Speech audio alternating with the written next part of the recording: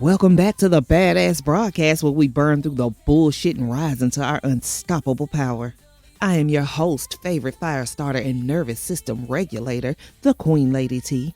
And today we are kicking off a brand new series I'm calling The Healer's Journey. This series is for the women who hold space for everyone else, the coaches, the light workers, the energy healers, the spiritual guides who are out here doing the work and carrying the weight. Because behind every soul-led healer is a story, a storm, a season that almost broke them. And this series is all about the real, raw truth of what it means to walk the healing path while still helping others rise. We're talking about burnout, boundaries, imposter syndrome, nervous system collapse, and what it really means to embody the work when life gets heavy. Not perfection, but presence. Because healing doesn't make you immune to the hard stuff. It makes you more equipped to move through it with grace, grit, and grounded power. So whether you're in the thick of it or finding your way back, this series is your reminder that you're not alone. Let's get into it.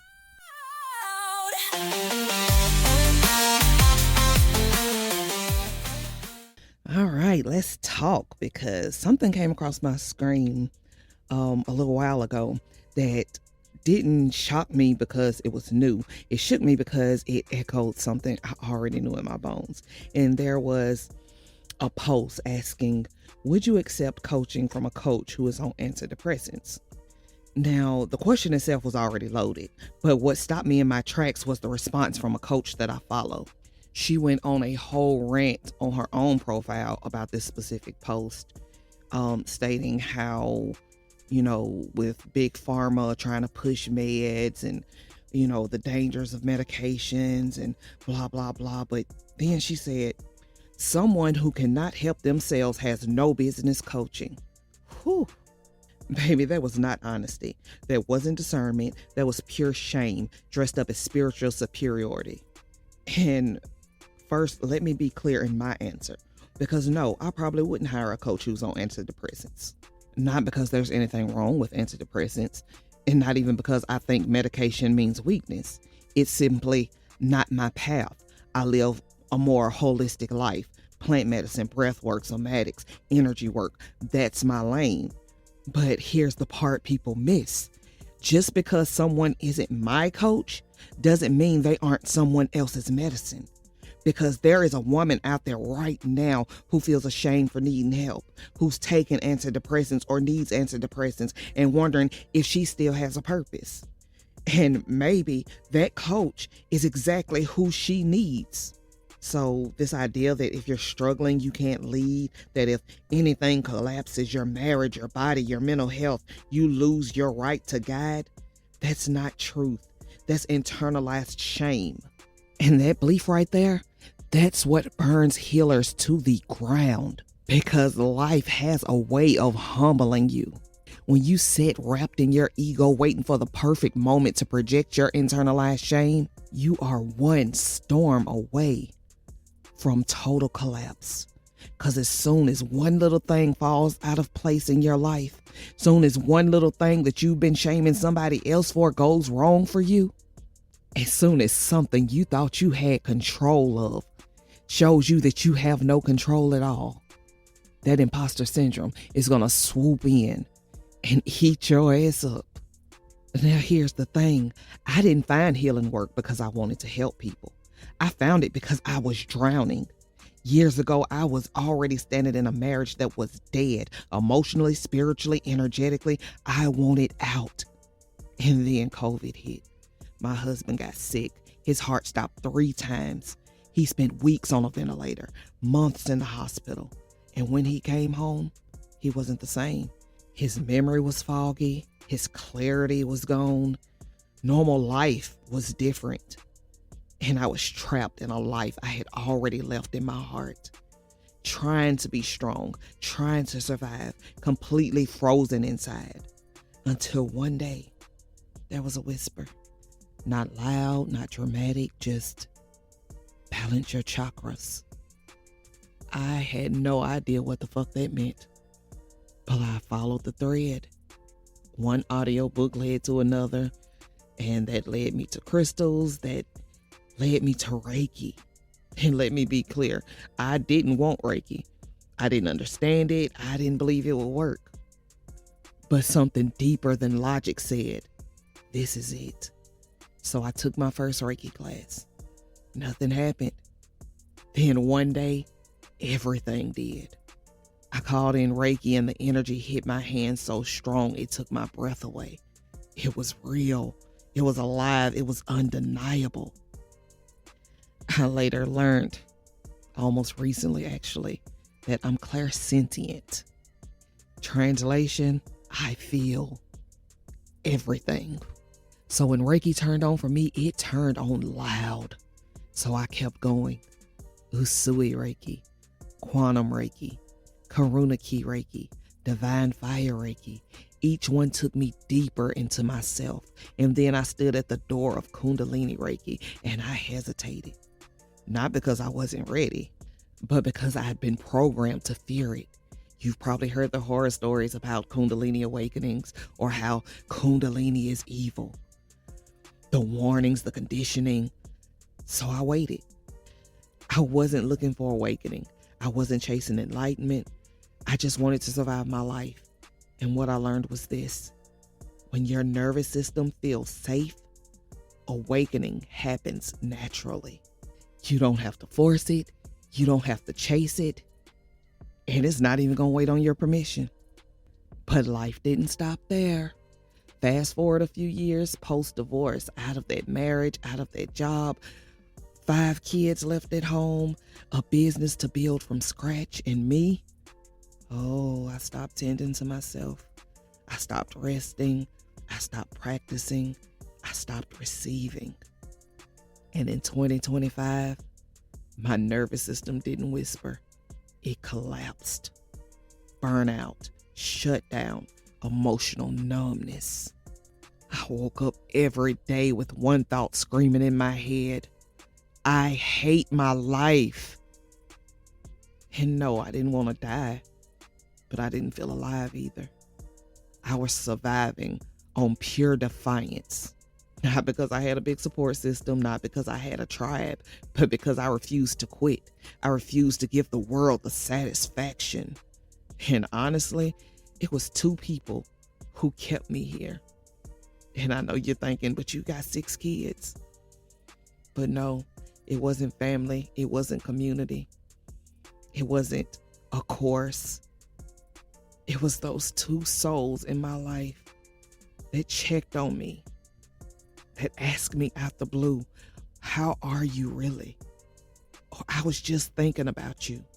I'm here if you need me. And in the quiet, that voice came back. Remember Reiki. So I did. I returned to my practice. And no, I didn't magically snap back, but something shifted, a softening, a slowing, a quiet yes in my chest. For the first time in months, I exhaled. I was still tired, still healing. But what once felt like drowning was now a subtle floating. And in that moment, I remembered, I still know how to swim. And that's when I knew this isn't optional. This isn't a hobby. This is my path. And here's where I want to zoom out for a moment, because this isn't just my story. This is the healer's journey. Healers burn out, not because they don't love what they do, not even because they're not good at what they do, but because they forget they're human while holding everyone else together. We're the calm ones, the strong ones, the ones people lean on. And somewhere along the way, we start believing we're not allowed to struggle. That's where imposter syndrome creeps in.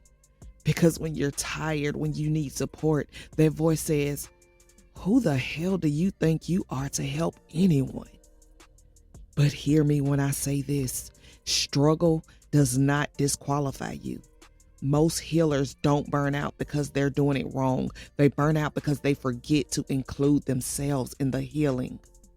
And this is what we're going to unpack together in this series. Not just Reiki, not just tools, but the why. Why healers burn out. Why mindset alone doesn't work. Why safety matters more than forcing positivity. Because healing isn't just about being endlessly strong.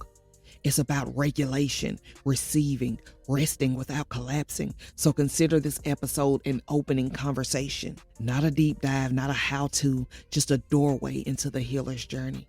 If you're a healer, a helper, a space holder, or just a human who's tired of pretending you're fine, you're in the right place. And we're just getting started. Now, before we close this episode, let's not just listen and leave. Let's seal this with breath. Because you didn't just hear a story, you remembered something in you. So right here, right now, let's call you back into your body. Take a slow, deep breath in through your nose. Feel it fill your belly. Hold it at the top. And exhale through your mouth like a soft surrender.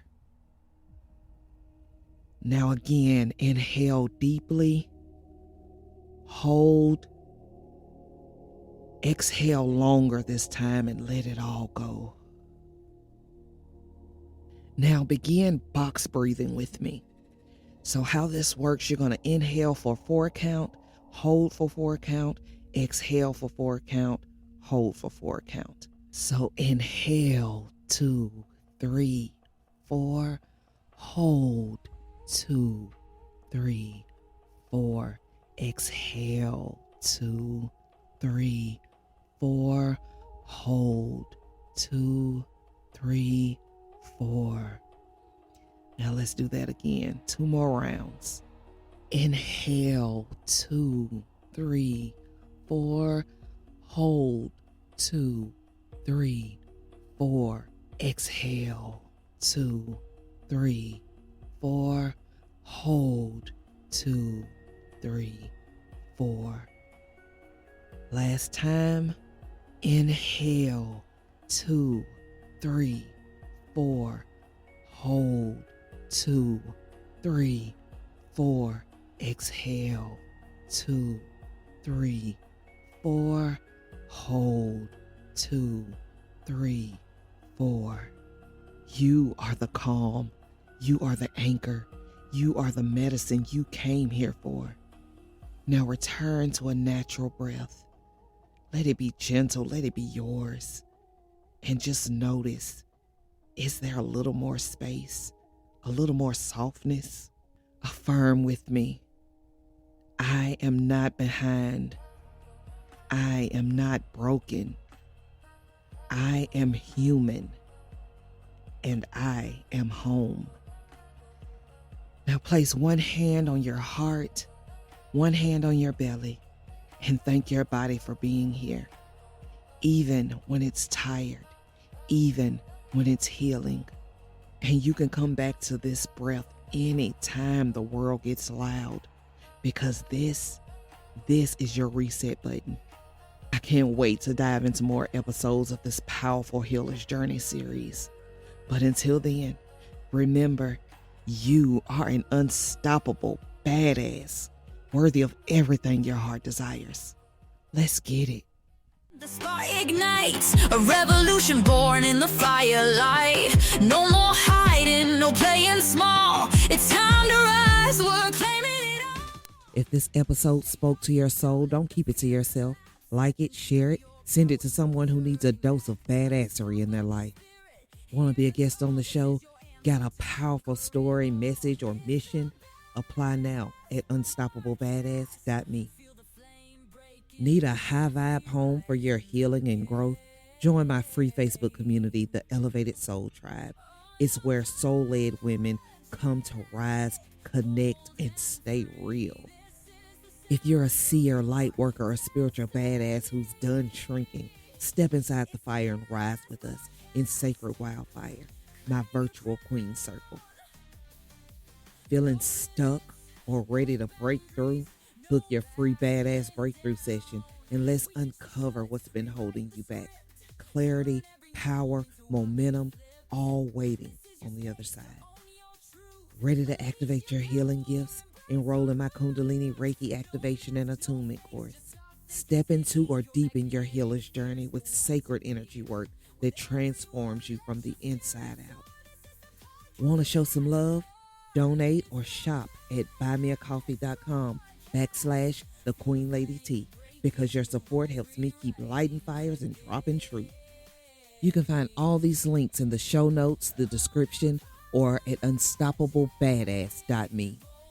Thank you so much for rocking with me, and I'll catch you in the next episode of the Badass Broadcast.